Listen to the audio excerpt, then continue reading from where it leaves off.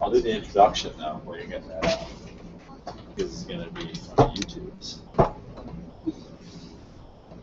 So today is Miss Deborah Lee's final presentation on her water testing internship. It was the first time Coastal's ever done anything like that, so she really took the bull by the horns and provided leadership on that. And when she pulls it up, I'm going to turn it over to her, and you'll probably hear the discussion later. So hopefully Heather will be the one to watch it. She requested to put it online.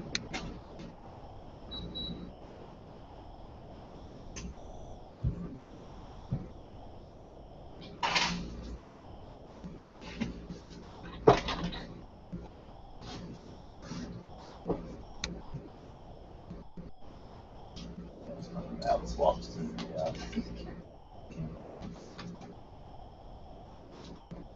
see what looks like a bear. Some large animal walking through there.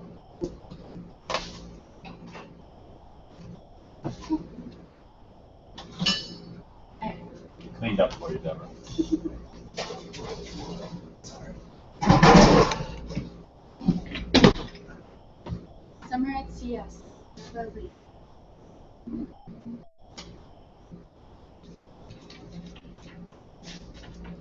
During this internship, during the summer, I had many exciting and hard times while working with CS and doing my internship as well.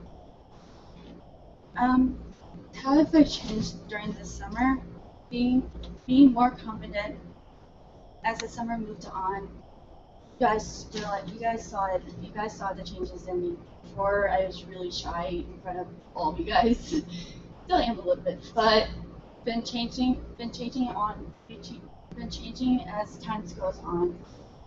Also, being surprised that I'm actually able to do things that I thought I never had done, that I thought I could never do, or that I'd never done before. As you guys will hear as this presentation goes on, the water testing was definitely one of the hardest parts for me, because it was something new and something that I never actually really ever dealt with before. The coastal environmental services will be talked about later on during this presentation, because for me it felt like that this will connect to what CS operations is about and what our goal is trying to achieve, which is to help provide leadership to preserve our oceans and coastal waters.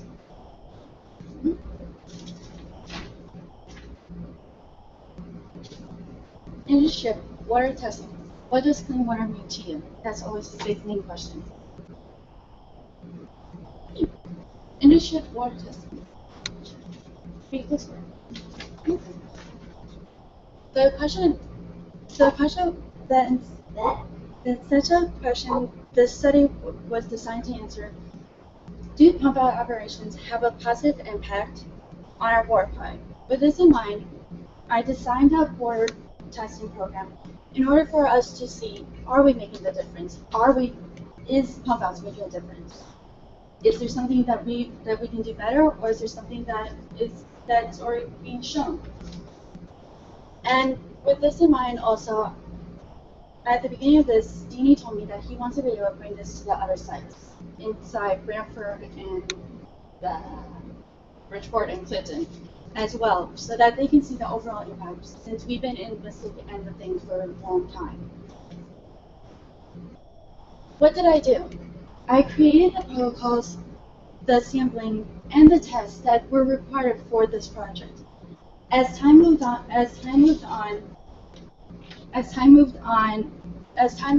it became harder and harder. It's something that I struggled with, because it's something I never actually had to do during college as of right now, or have dealt with before. Usually the protocols were always created before me, but this time I created the protocols, which was quite a bit of a troubleshooting.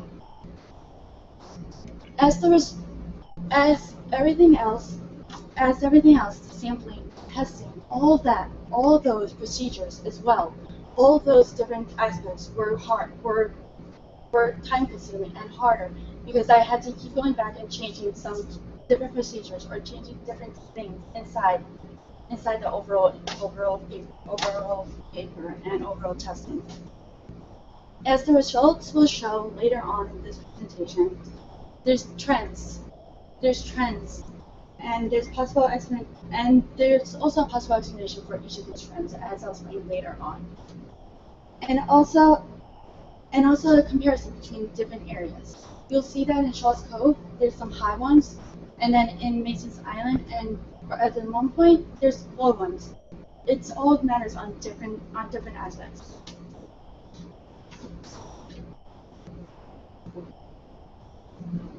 Analysis.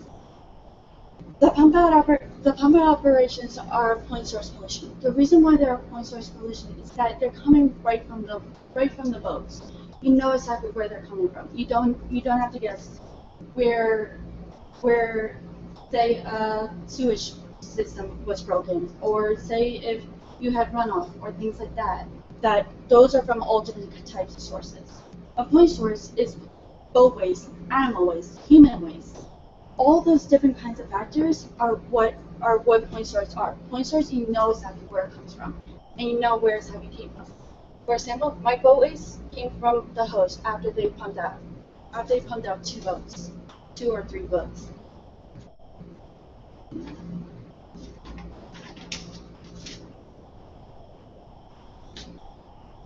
Results. Data that you can tell that is good. The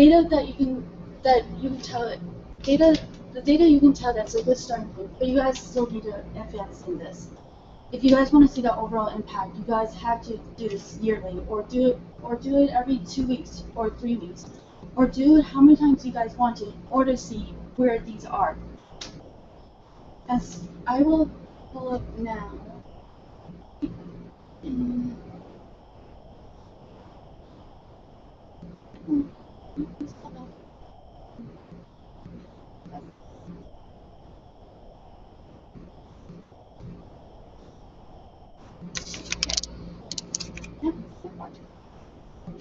Boat waste. The boat waste. I took these samples July 28th, August 4th, August 14th, and August 21st. The reason why these were taken in 4 days was because I was still trying to figure out how I'm going to get the sample without getting it all over me and without it turning into a whole big mess. Which took some trials and errors.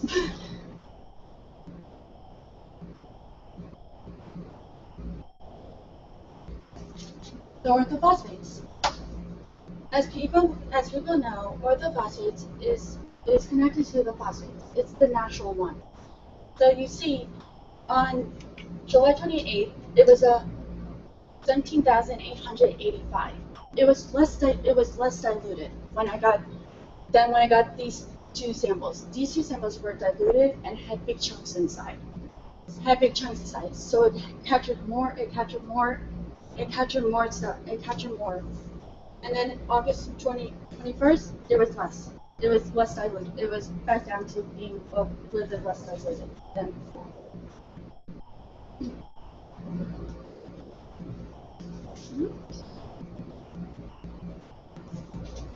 Ammonias. As you can tell, there's the same trend, going up, and up, which is a good sign. If we take all this out, since you guys are taking out like 20 or 30 gallons when I got these samples, this is how much you're keeping outside of the waters and keeping it from animals, keeping the ecosystem healthy as it should be.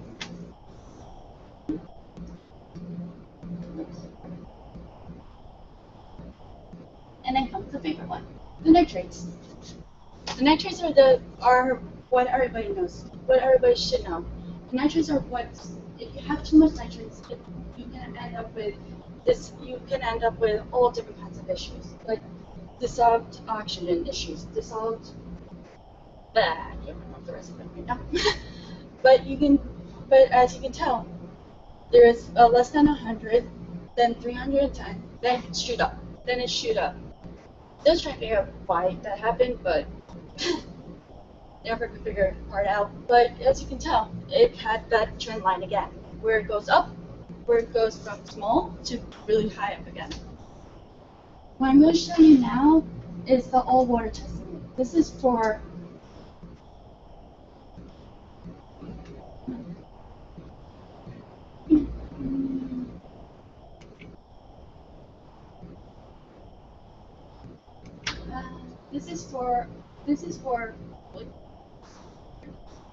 this is for Mason's Island, Rotten One Point, and Shaw's Cove. The reason why I put these three together, besides the stonefin shellfish, was because these were the three main places that we service, that we've been in.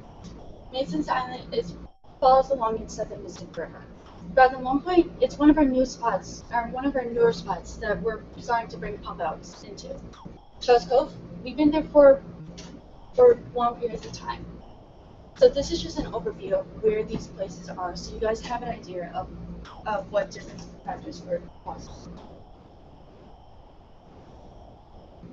Throughout here, you'll see the pHs, the soft oxygens, salinities, orthophosphates, nitrates, ammonias, and the enterococci. Enterococci. As we move along, you guys can see the pHs. They stayed relatively in the ranges of 7s and 8s, which are good levels. Fishes and animal life can survive at between 7 and 8 pHs.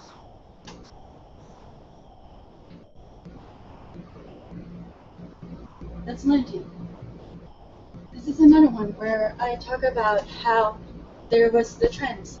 Once again, where you can tell that in Shaw's Cove, it had its ups, then back downs, and then ups again. And you can tell throughout each one of these that they had their own little unique spots.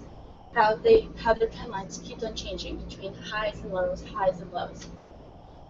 And they stayed in their ranges of 26s and 30s throughout each one.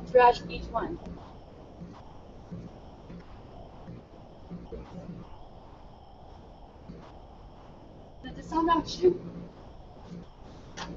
Look again, you'll see the trends going from highs to lows, highs to lows, highs to lows. Depending on what time you go out, the dissolved oxygen will change because of the fact that you have other factors going. You have other factors going on, like the sun. You have the temperatures rising. You have the tides going out. You have all different factors that can cause issues.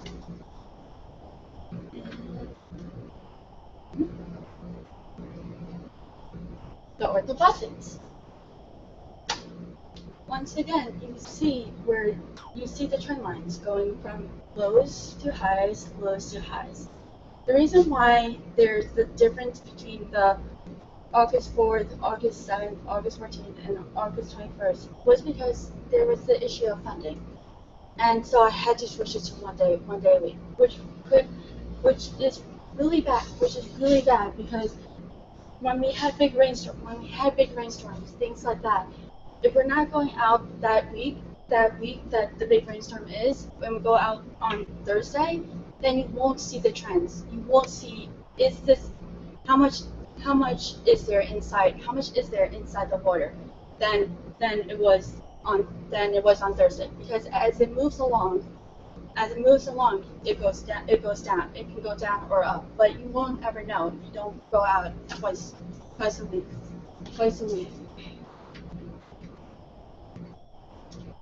And now comes the one, ammonias. The ammonias, as you guys were hearing when I brought back the news about where the ammonias at, you can tell that Shaw's Cove had its own little unique parts to it.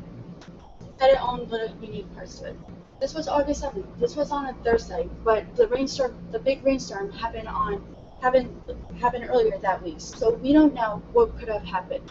Could it have been more? Could it have been higher or could it have been lower? We don't know since we didn't go out testing on that Monday.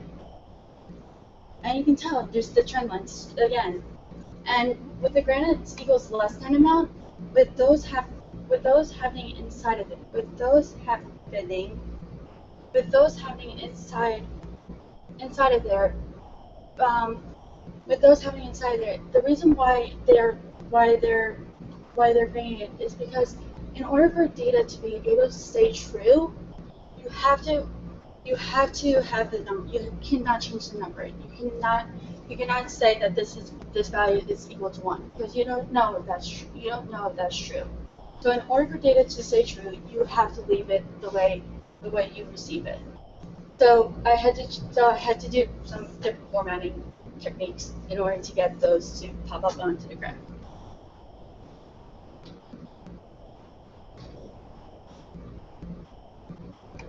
Nitrates. Once again, we see the trends going along the lines, where you don't see it as much inside. You don't see it as much inside Mason's Island or Garden Point as much as you see it inside Shaw's Cove. As much as you see inside Shaw's Cove. Shaw's Cove had its own perks sometimes. Sometimes just not as happy results as well.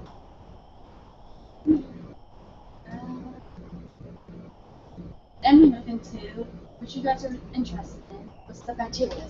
How much bacteria are we keeping? How much bacteria is living inside this water? As you can tell, Mason's Island, Garden Point, they both stayed around. They both popped up with less than 10. No matter what was going on, they both stayed less than 10. So you see how they're even with each other. But Shaw's Cove, there was the peaks. Once again, those peaks happened because of the rainstorms that were coming by. As rain comes in, you have the point sources and non-point sources. So there could be a mixture of that, or there could be a mixture of the boatways as well. But the thing is, I don't know, and I don't know if what could be happening with those different parts. There's not a sewer outlet there. Street runoff, maybe? It could be, but since it's around the roads, and the factories and things like that, you have those different factors that could have pushed those runoffs into there. Yeah, but why only in Shaw's Cove? Because since Shaw's Cove is inside, it has its own little spot. It doesn't flush itself out. The currents will just push it in and out, no matter what time you're at.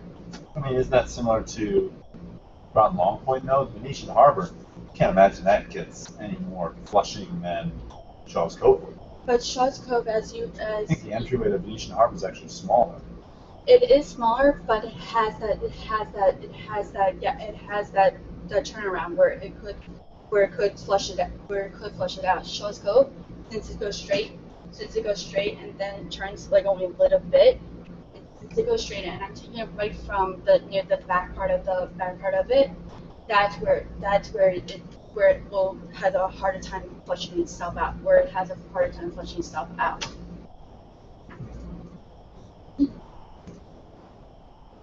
What I'm going to pass to you guys now is each one of you guys. There's different.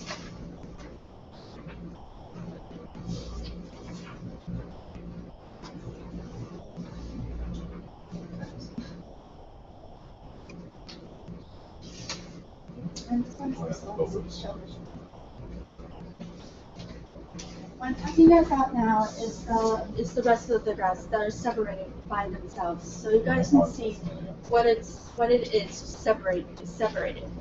So starting to shellfish one, we did the for the bacteria, we did the fecal chloroform and the E. coli.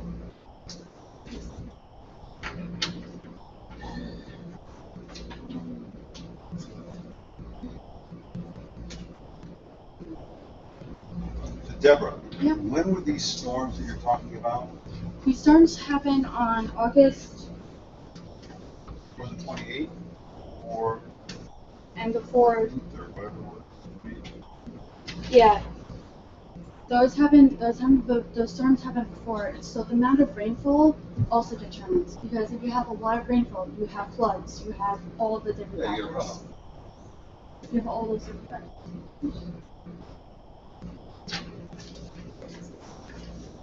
But I mean, this sort of says what you were saying. It's pretty narrow, pretty. Your unit flushing area. Yeah. Volume of water in Charles Cove is probably greater than the volume of water in Venetian Harbor. You know, so that's circles. Yeah. But if she's doing it over by Captain Scott's, that'd be the last place to flushing out, right? It's a delicate area. More so than being able to pinpoint what the problem is. It's more just showcasing the fact that it's a very Concentrated area. very delicate area. You know, that, Because you have also the railroad, you also have the railway tracks also right by there. So you have those factors. You have all the different factors coming from each way through Shaw's Cove. Improvements on water testing program. Future advice: 2 people to do the test. As I was realizing throughout this internship was that it was labor intensive, and that was labor intensive, that it was a lot of work for one person to do. In order for this to be successful later on, you guys need to have 2 people. You need to have 2 people getting the results so you guys can move on. So you guys can move to the places a lot faster. What was happening was that I had to try to remember each of the numbers that I was getting from the pH, the salinity, before I could actually write them down because of the time sensitive that they were at. Also that in order for anything to work right, you realize that during any other types of water testing programs that are out there already, they usually have 2 people going out to get the samples, so that not one person is stuck doing everything at once. If you guys also want to continue doing this, you guys need to train. There has to be some training going on, so that they know how to get the samples, how to look at these numbers the right way.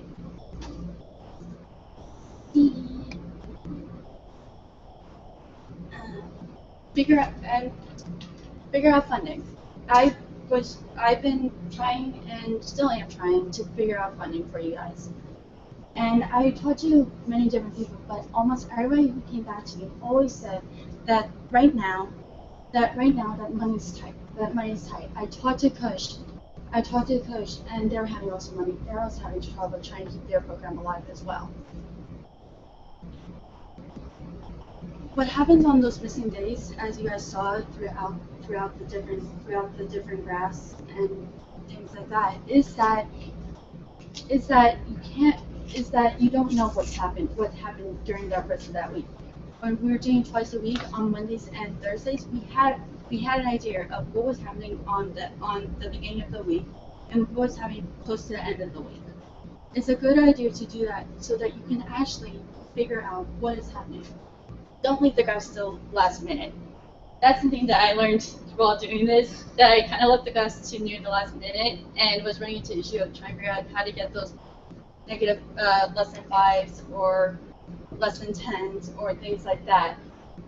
And finally I had help from my sister, who was able to help me figure out how to do it how to get them into there.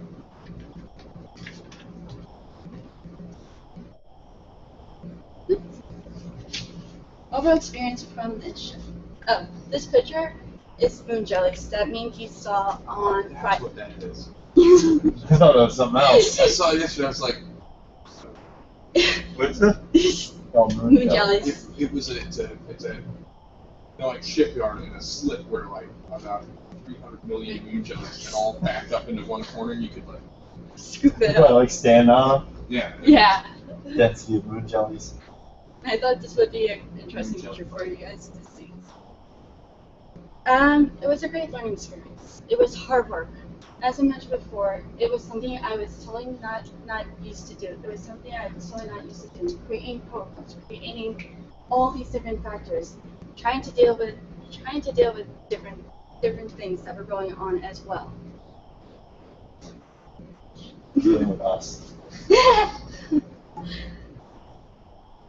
It definitely also took my time to try to get the previous data, so I had an idea of what I was looking for when I went to these sites, which was hard because in Rock and Long Point and Shaw's Cove, no data was been done before, so it was harder for me to see where's the actual starting point for this.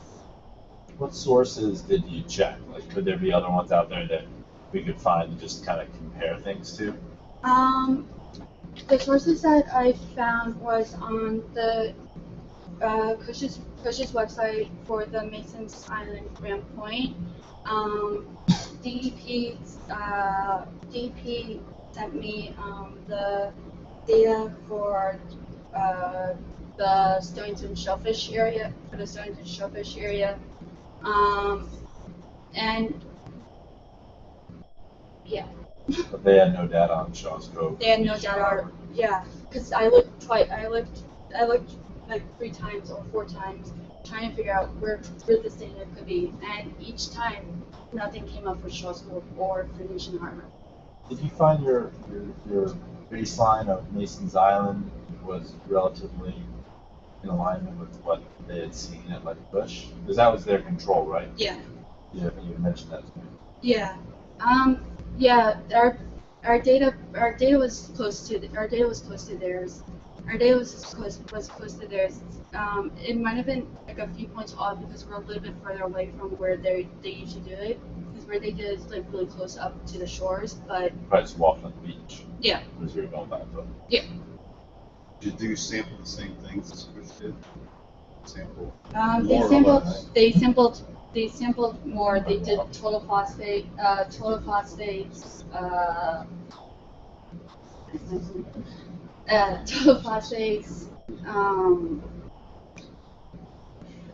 nitrogens. Can't remember what's in them. But they only did the Stonington or Mason's Island, Grand Island area? They did. Stonington Harbor. That's how they're still. Who else is doing anything like this? Along coastline, more problematic area. DEP does what?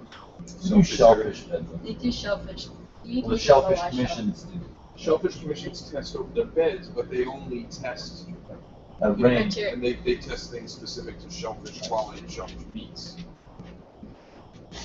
I mean, they're going to shellfish meetings, commission meetings. They don't do a full picture of the water in that area. And I think the Long Island Sound study had started to do some stuff. I thought Avery Point. Avery Point does, but it's in only specific. It's like only in like specific like little areas. There's a Long Island Sound study. There is a Long Island Sound study.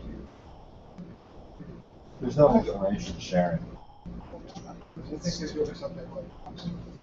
they worried about losing their money or what? Yeah, everyone's comparing their. There is a Long Island Sound study, but they only go from inside like Long Island up to I can't remember. I think it was Bridgeport or something like that. And they were going up to New London, but they stopped because of funding reasons. So they do the western part? They're doing the sound, not so much the estuaries. sound. I think that what we're doing that's a little unique is that we care about non-shellfish areas that are estuaries that are. That's quality of life. That's all that's what we're talking about. The interesting thing to me though is this Shaw's Cove thing. It's just all around, just about every one of the. I mean, there's problems. Yeah. As you suspected for other reasons. I mean, it is. It's. I mean, what kind of correlations can you compare what Deborah found to anticipated behavior? Well, I think it'd be a stretch, but what you're showing is that two delicate areas like Venetian Harbor and Shaw's Cove are comparable in many regards, like you're saying, volume of water, entryway, like area of flow and everything. Maybe like you're saying, maybe Venetian Harbor flushes more because of its linear, alignment, but they have similar boat densities, Yep. right? They're similarly as well traveled, and they're geographically very similar in the sense that they're less than probably a mile apart from each other. Yeah. Maybe a little bit. They're They're pretty Venetian close. Harbor is more open. I mean, Shaw's Cove's got that whole river that it's got a. You follow what I'm saying? Further north than Shaw's Cove. Yeah, but I mean, as far as like water bodies that are comparable to each other, there's maybe Gales Ferry, is a That similar would have been type situation. That would have been like a good stretch to try to get That all would- those geographic locations. Yeah, but I'm just saying that it's Browning Port. Yeah, all you're showing is that one place with similar boats wasn't popping positive for whatever reason, and you can't, like you said, you can't really We can't know. correlation, We can't know. causation are not. We can't know, and I can't know if they are dumping boat waste or what's going on. There was a few mornings where I went down to Shaw's Cove and there was stuff inside the water, which was really just, I was kind of annoyed because we go into there, but they still are dumping stuff into there. Really? Yeah. There's been many ups and downs to this to this internship. Some of the downs was trying to find people to take me out. For example, asking each person, and each person was busy or something came up, and those days that those happened, I had to cancel the war test. Which is why I canceled the war testing on that day. And went over to Bill and told him that we're changing it to once a day. It definitely was hard. It was definitely hard. Some of the ups was when I found out the results, and I couldn't be happier with when Shaw's Cove's results came over, as Bill can say. Maybe not happy there. No, big smile. Confirmed your suspicion. Well, yeah, it did. It did. And Bill also can agree. The face I always made when I brought in the boat waste. And also one of the ups was that I was able to see that CS is making a difference. That you guys are saying up to your goal. That you guys are trying to show people to keep the waters clean. That you guys are trying to keep the waters. Clean. That people should use this service more often than dumping it into the waters. And definitely found my courage to deal with certain issues that may have come up. As I explained later, there was a certain issue that came up in Shaw's Cove, and I was able to deal with it, and also figure out what the best solution was. Going earlier over to Shaw's Cove than before everybody shows up. Maybe the one fun part about this internship was definitely the boat waste. There was times where I was not happy getting boat waste because of the fact that there was times, even though I had gloves on, the bottoms got overfilled, so the boat waste came out and came onto the gloves, onto me, where I got grossed out, to say the least. Gross. Go like a champ, though. All in stride. This internship was fun. I had a great time. Hanging out with Bill over at KB Analytical. We always had. Sounds like fun. We always. Look at the camera. we always had interesting things to talk about after we got the test set up and ready. And I got to learn something new about using electronic the smart chem machine which I never used before. So it was something new for me. It was something new for me as well.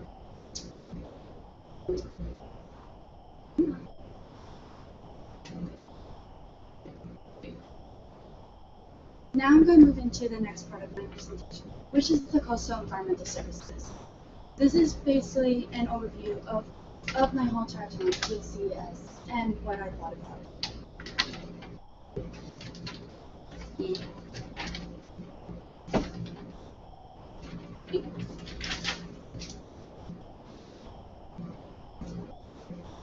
Experiences. Working with CS has taught me many things. How important it is to be a hard worker. For example, working to try to figure out who can take me out. Also trying to get all the samples and it turning into a very long day. There's times where I didn't get back to the hotel until like 5:30 or so. 5:30 or so, because it turned into long days from being out on the boat for a long period of time, and then driving over to Bill to bring the samples over to him and get the rest of the samples. It was a lot of driving back and forth between New London and Mystic, and over to Bill, back and forth. So it definitely was a lot of hard work coming into all this. Also, how to become more independent. In order for me to do this internship to the best of my ability, I had to be independent. I had to figure out what to do when who to get in contact with people, who's the best people to talk to. Talking to the scientists, talking to the government. I had to do each of those by myself. With a little bit of guidance from Keith and Deanie as well. Google it. Very little guidance. Very little. It's along the lines with creating the protocols and creating the whole big picture for you guys, so you guys can use it for future use. Also, I had to come out of my shy shell even more. I'm very shy when it comes to people. And I a lot of times don't like speaking at all. So, that I had to come out of my shell. I had to push myself to come out of my shell in order to speak to government, in order to speak to the government, in order to speak to you guys, in order to speak to the marinas, in order to speak to scientists like Bill, for instance. I had to push myself to come out of my shell so that I could explain what's going on and so that you guys could understand what was happening. As I mentioned before, that there was an issue over at Shaw's Cove. I went over there to get one of the samples, and the business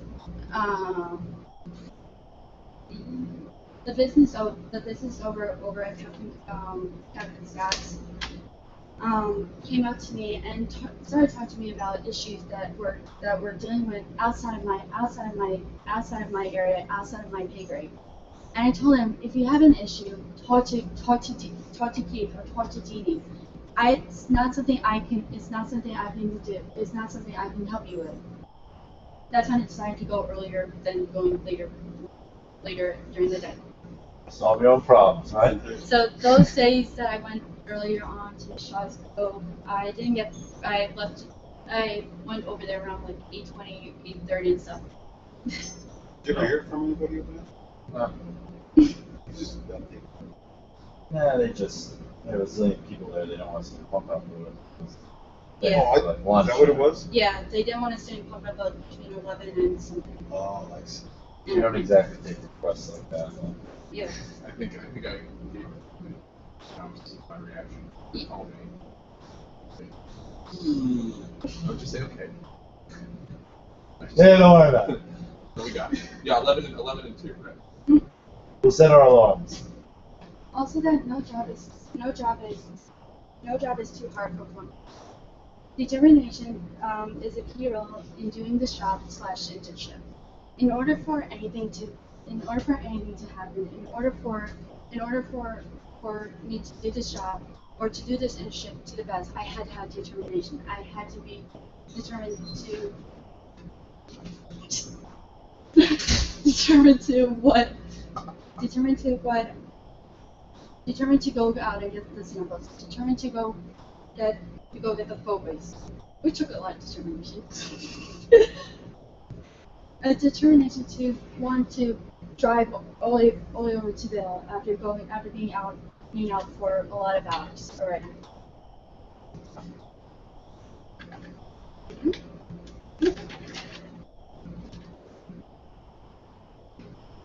Operations, especially out on the pump out boat during one day. Working on the pump out boats. Learn how to drive a motorboat. When I first started, I did not know how to drive a motorboat. I drove sailboats before, but I didn't drive motorboats before. I still get confused even still now, which way when backing up, which way to turn the motor, and also still nervous about docking. Dude, those forms are like a champ. Those policy thing on the smartphone. Learn how to clean a knot correctly. I knew how to clean a knot from when I was sailing, but different when you're out on a pump out boat because you have to do it fast. Learn how not to be scared to talk to boaters. But there still are some times where I am scared to talk to boaters about certain things. Got to see some amazing views while working. Got to go over to Fisher's Island, which I've never been over to. Got to travel to different spots and be able to see different views from different view sites. And got to meet some amazing coworkers and friends. You guys are one of my favorite friends to have around. You guys care as much as I do about the waters, about what people are doing, about trying to keep the waters clean. You guys pick up trash when things happen. For example, on last Friday, we were out and we picked up a dead cat. Really? Yes. Why didn't I hear about this? Dead cat Eyes, 2004. I didn't hear about the dead cat. No, actually, there. Was it Tabby? That was more of a raccoon. Oh. Or Deborah. Oh, Deborah. Again, took it in stride. No complaints. Up Oh, there. you got some of the real fun ones. Huh? Yeah. What kind of maintenance did you do? Doing maintenance and learning how to fix up the boats, and learn what it meant to paint the bottom of the boat. For example, when I was out with Chris, painting bottom of the big boat, and coming back with paint all over me, which took forever to get out of my hair. But learning about, and now as this semester's actually starting, I have to help my coach paint the bottom of our motorboat so that we could sail. Yeah. Champ. Seeing how a small company can run, it's amazing how you guys run this company, and it makes me happy that I was part of it this summer. And learning new things each and every week. There was definitely times where it was a great learning experience, no matter what it may have been. My takeaway. Great learning experience, a lot of fun and hard work, and meeting and working with great people. What did I learn? I learned how to drive a motorboat, as I mentioned before.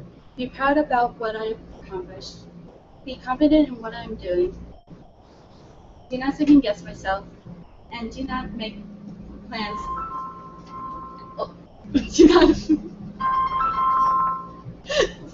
Do not make plans last minute. Do not make plans last minute. That was definitely the big one. Make sure not to make plans at the last minute.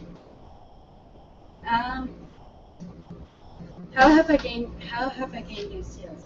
I gained new skills by trial and error. As it was mentioned before, previously inside this PowerPoint, there was many trials and errors to try and figure out how to get these samples, how to get the boat weights, how to do different parts of this job.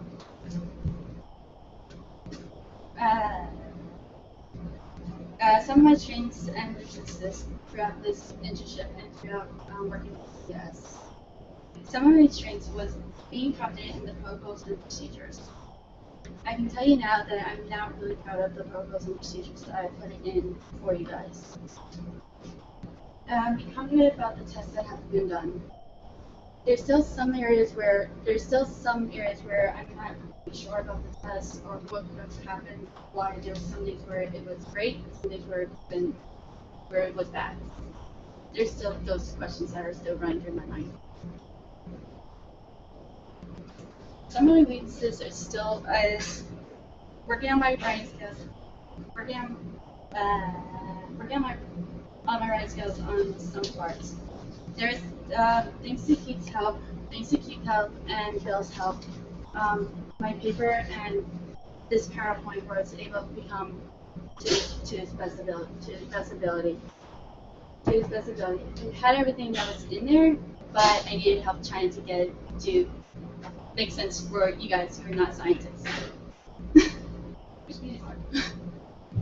Most of the sciences. Yeah, talking to the rest. And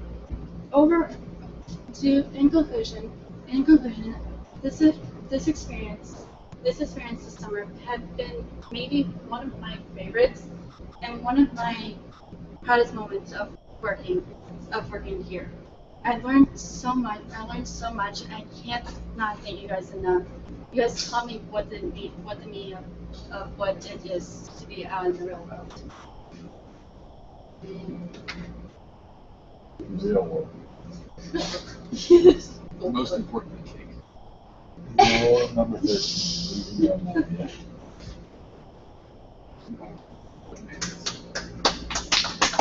Good job, Very Deborah. good. You guys. Are you going to, I'm just gonna stop this right now.